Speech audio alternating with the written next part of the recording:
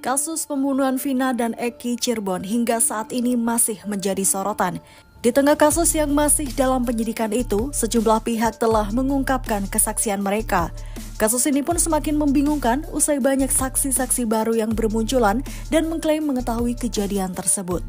Linda, sosok yang diduga mengetahui banyak tentang kasus pembunuhan Vina dan Eki, buka suara. Linda disebut sempat kesurupan tak lama setelah Vina meninggal. Linda diduga kesurupan sosok Vina dan menceritakan kronologi kejadian. Saksi kunci berikutnya bernama Aep. Ialah sosok yang jadi sumber informasi ditetapkannya 8 terpidana dan 3 DPO. Aep mengaku melihat sosok Peggy di lokasi kejadian saat penganiayaan Vina dan Eki. Saksi kunci lainnya adalah Satpam bernama Suroto yang mengaku menolong Vina dan Eki 8 tahun lalu. Suroto mengatakan dirinya yang pertama kali menemukan tubuh Vina dan Eki tergeletak di jalan. Kemudian Liga Akbar yang merupakan salah satu saksi kunci dalam kasus ini menarik BAP 8 tahun lalu dan mengaku menulis BAP di bawah tekanan. Liga Akbar membuat pengakuan yang mengejutkan soal dirinya dipaksa menjadi saksi dalam kasus tersebut. Sosok yang dibilang mirip Peggy yakni Hegi Rian Prayoga sempat disebut oleh netizen sebagai Peggy alias Perong. Hegi pun mengakui foto yang beredar di media sosial dan dicap sebagai Peggy alias Perong itu merupakan foto dirinya yang diambil beberapa tahun yang lalu. Masih seputar kasus pembunuhan Vina dan Eki Cirebon. Kasus ini memasuki babak baru usai Polda Jawa Barat menangkap Peggy Setiawan alias Perong sebagai salah satu tersangka kasus Vina. Namun dari sinilah banyak sekali ya saksi yang tiba-tiba bermunculan. Ada yang mengatakan bahwa ia melihat Peggy di lokasi kejadian saat penganiayaan. Lalu ada juga saksi yang meragukan keterlibatan Peggy dalam kasus ini.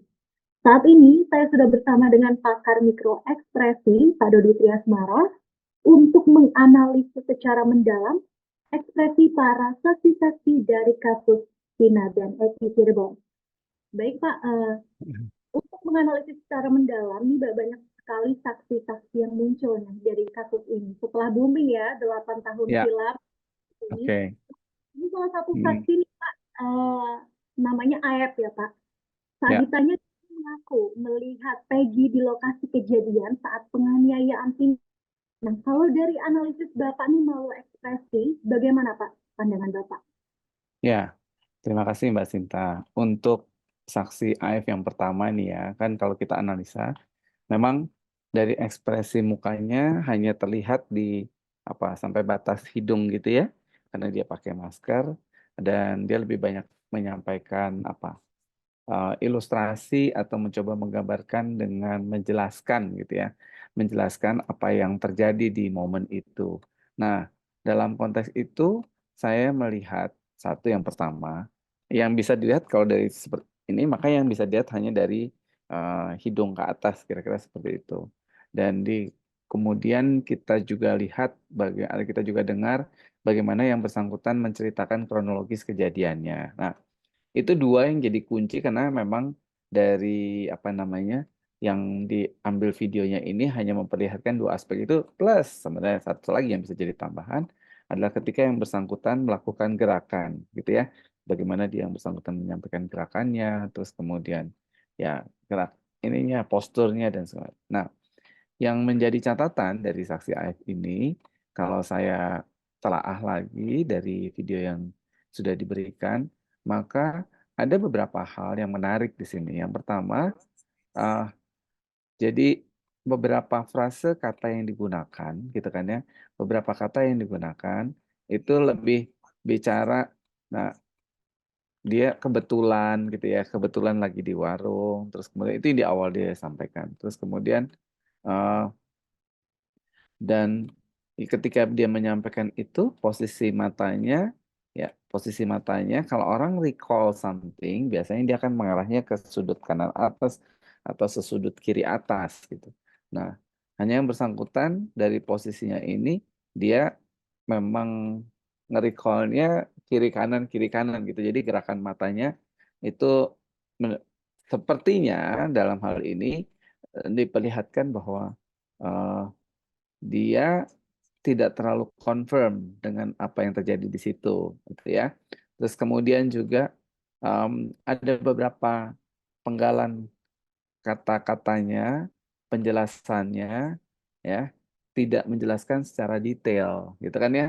Jadi kalau memang dia melihat berada di lokasi itu benar-benar dan kemudian dikonfirmasi kalau tidak salah di bagian terakhirnya ya saya sebenarnya sih nggak terlalu jelas ya. Nah itu ya. Jadi um, the sequence itu yang kemudian bisa kita analisa, jabarkan kalau memang yang bersangkutan memang ada di lokasi atau siapapun yang ketika memang berada di satu situasi keadaan seperti Mbak Sinta misalnya melihat satu sebuah kejadian dan ada di lokasi itu, Mbak Sinta kemungkinan besar bisa menjelaskan secara lebih detail ya. Ada apa, momennya di mana, lokasinya di mana, gerakannya apa, misalnya seperti itu. Kalau dia tidak terlalu jelas atau memang gelap ya, kondisinya gelap ya, berarti kan ada keterbatasan penglihatan. Kira-kira gambarannya kira-kira itu aja Mbak, dari tiga aspek itu. Baik, Pak. Jadi kalau menurut Bapak ini dia agak meragukan ya keterangannya, jadi masih meraba-raba gitu ya, Pak ya? Ya, ada beberapa diksi atau kata yang digunakan kayaknya ya gitu. Jadi eh, ketika menyampaikan informasi itu memang perlu dijelaskan dan dia bisa menceritakan dengan runut atau bahkan ya mungkin tidak harus runut tapi detail-detailnya itu yang nanti akan bisa dikonfirmasi atau terkonfirmasi lagi.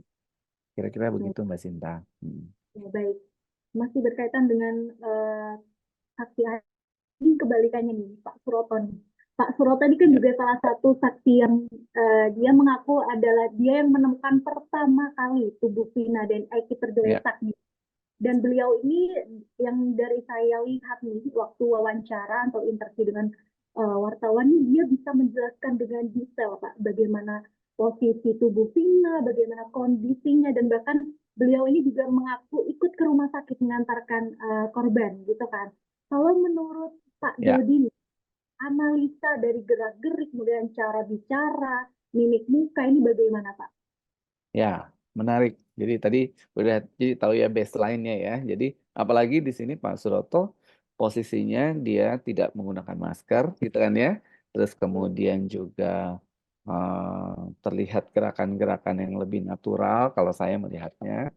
Terus kemudian betul sekali bahwa yang bersangkutan atau Pak Suroto ini bisa menceritakan dengan cukup detail ya berapa langkah, terus kemudian posisinya seperti apa, terus kemudian suara apa yang disampaikan gitu kan ya. Jadi kata-kata apa yang disampaikan uh, bisa dan ketika dia menceritakan itu, saya yang menarik juga berikutnya kita bisa lihat mengkonfirmasi bahwa ya dari gerakan matanya pun dia mengkonfirmasi coba mengingat kembali gitu ya, memvisualkan itu. Nah, itu yang um, ya kalau dibilang dan ketika dia juga ada dibawa ke lokasinya itu dia bisa menggambarkan dengan jelas ini posisinya ada di mana gitu ya dan eh, lihat kelihatan dari gerakan matanya dia banyak melihat ke atas sambil berusaha mengingat-ingatnya recall the information nah itu dan gerakannya apa kata-katanya ketika bagian yang sangat tidak mengenakan pun dia kelihatan perubahan ekspresi wajahnya sedih, takut gitu kan ya karena dia kemudian jadi orang yang memperhatikan atau mengalami itu dan kemudian dimintai keterangan untuk perihal itu. Kira-kira gitu Mbak Sinta.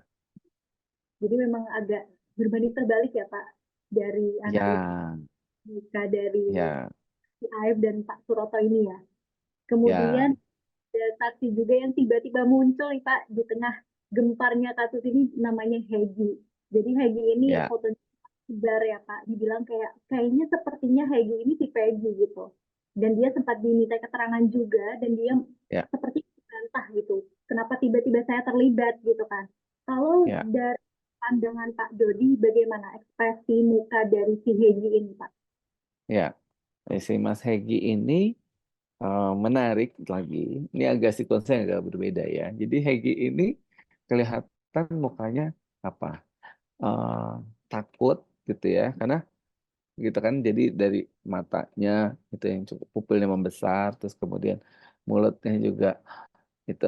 Jadi ketika dia menceritakan itu dia posisinya ini dengan posisi sebenarnya takut karena dia juga kan apa diliput ya sama awak media. Artinya dia kan akan jadi apa berita nasional, dia khawatir juga, ada perasaan khawatir di situ muncul secara gerakan mata, terus kemudian mulutnya, ngomongnya bicaranya juga eh, ya itu ya di luar juga menurut dia mengalami atau menerima beberapa threaten gitu ya, ancaman gitu. Nah, em, itu yang kemudian di samping di sisi yang menarik bahwa saya nggak nyangka, so this is on purpose gitu kan. Jadi eh, dia benar-benar terkejutnya lebih karena respon yang masuk ke dia itu di luar ekspektasi dia gitu kan. Jadi eh, kalau dari analisanya itu jadi eh, saya bisa berpendapat bahwa yang bersangkutan mungkin bisa jadi awalnya hanya mau nampilin itu gitu kan ya, tapi kemudian malah jadi berbalik, jadi imbasnya impactnya jadi berbalik ke yang bersangkutan gitu. Dan beberapa hal yang perlu dikonfirmasi ulang kalau kita mau wawancara seseorang itu untuk bisa menceritakan sebuah kejadian reka ulang, itu pertanyaan yang diajukan pun sebaiknya diformulasikan ulang sehingga itu akan bisa menggali lebih lanjut atau menggali lebih jauh lagi apakah yang bersangkutan memang ada di lokasi atau hanya merasa menjadi bagian dan berada di lokasi. Kira-kira begitu, Mbak Sinta. Hmm. Jadi kalau Hegi ini lebih ke banyak rasa kekhawatiran dan mungkin kaget ya Pak, kenapa tiba-tiba saya terseret gitu. Jadi kasus ini Ya, ya, ya ya, mungkin eh, dia juga merasa ini ya Pak, kayak, loh kok tiba-tiba saya terseret gitu kan ya Pak. ya, ya. Itu yang dia Sampai apa? Tidak saya, expect ya. iya betul. Nah, Kemudian nah, lanjut ini ke saksi Liga. Jadi Liga, Liga Akbar ini juga 8 tahun yang lalu diperiksa dan dia juga menulis BAP ya. Tapi tiba-tiba beberapa waktu lalu dia menyatakan bahwa ia mencabut BAP-nya, Pak. hmm, Karena dia merasa ketika menulis BAP di 8 tahun silam, dia ini merasa ada tekanan yang mengharuskan dia menulis BAP ini. Kemudian setelah pencabutan BAP tersebut, dia sempat diwawancara. Nah, menurut analisis Pak Dodi ini, bagaimana ekspresi dia ketika menyampaikan hal tersebut? ya. Memang waktunya singkat dan kembali lagi Mas Liga dalam hal ini dia posisinya juga tertutup apalagi terus kemudian pakai topi. Nah, this is what we call it namanya kalau orang tidak mau terlihat apakah gitu kan. Ini salah satu bentuk untuk tidak mau memperlihatkan apakah kalau kalau di sebelahnya kan ada mungkin kuasa hukumnya atau ada siapanya gitu. Itu kan nggak pakai masker, nggak pakai topi bahkan something that trying to fold up atau trying to hold something. Jadi ada informasi atau ya validasi yang dia coba untuk cover supaya tidak terlihat secara baik, secara kelihatan gitu. Karena mungkin bisa jadi sekarang kan orang bisa analisa gitu karena dari wajahnya dan segala macam itu. Nah, itu yang dia coba cover untuk menunjukkan kalau dari kata-katanya gitu atau yang dia sampaikan pilihan kata-katanya itu dia berusaha untuk buat singkat mungkin ya. Em, Kalau kemudian jadi em, hidingnya cukup banyak wajah, mulut gitu kan, kepala karena tidak mau kelihatan gerakan ininya dan terus kemudian kata-kata yang digunakan dia hanya pilih yang kemudian kalau kita dengar itu benar-benar ya ya gitu kan. Jadi hanya singkat-singkat saja yang digunakan. Em, ya, nah, nah, terus kemudian mencoba membuatnya dengan posisi netral dengan oh kalau untuk yang motor saya kurang mendalami, gitu ya.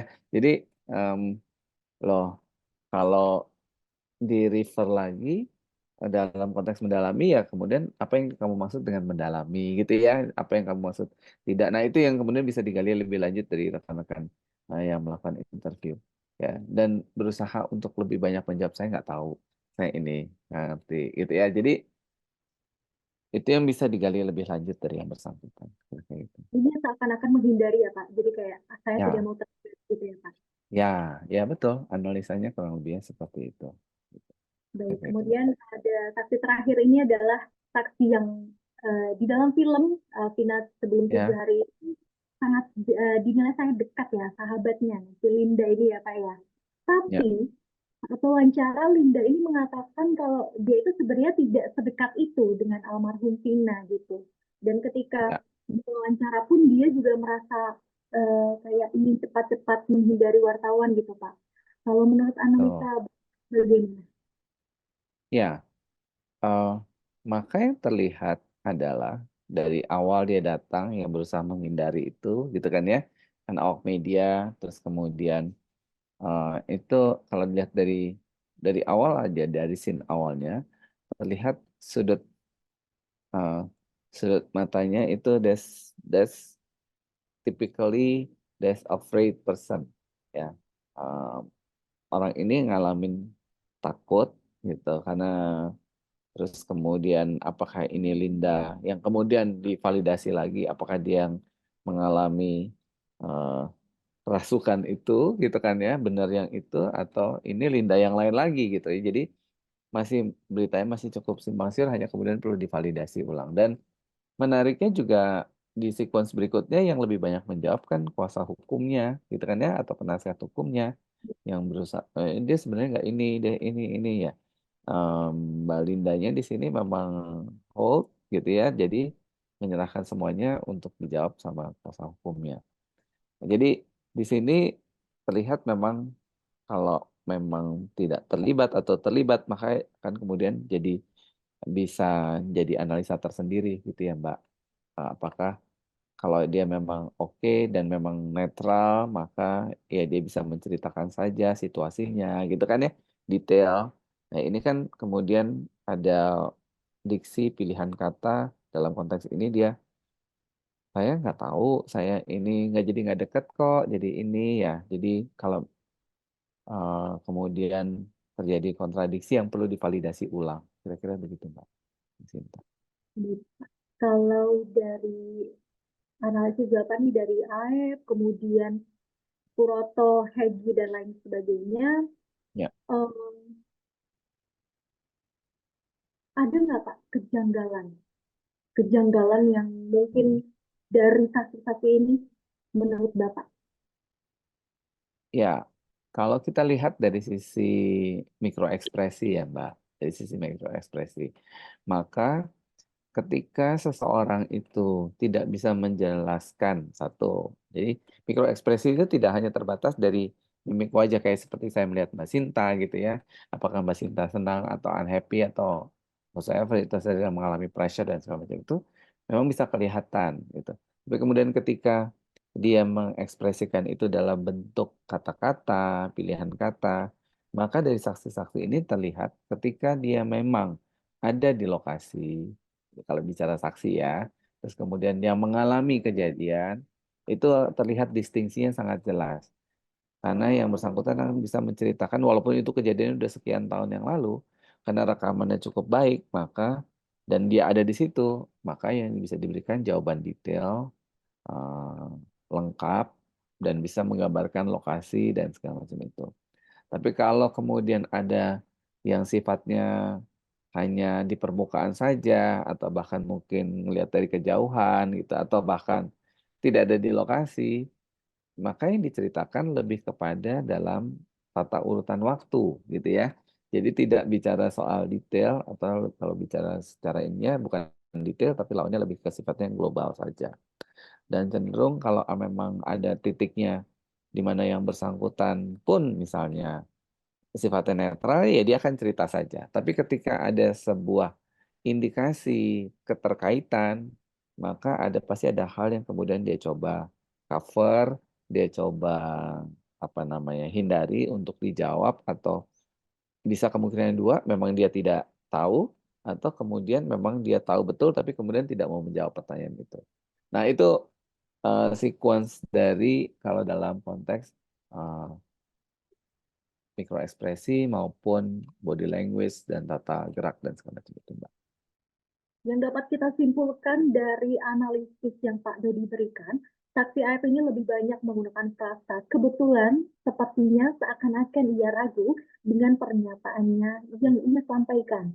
Untuk saksi Suroto ini, ia terlihat lancar menjelaskan seakan-akan ia benar-benar berada di lokasi kejadian saat menemukan tubuh korban Vina. Dari analisis ekspresi muka juga, Suroto ini terlihat merecall kembali kejadian 8 tahun silam dan rupanya dia memang benar-benar berada di lokasi pada saat itu. Kemudian untuk saksi Hegi, ia lebih banyak terlihat ketakutan atau kekhawatiran gitu. Dan ia juga merasa terkejut karena dengan tiba-tiba namanya ikut terseret dalam kasus Vina dan Eki Cirebon ini. Kemudian untuk saksi Liga Akbar dan Linda, mereka berdua seakan-akan tidak ingin jauh terlibat dalam kasus ini. Dan dari mimik mukanya juga seakan-akan menghindar dan enggan membuka suara lebih lanjut terkait kasus ini.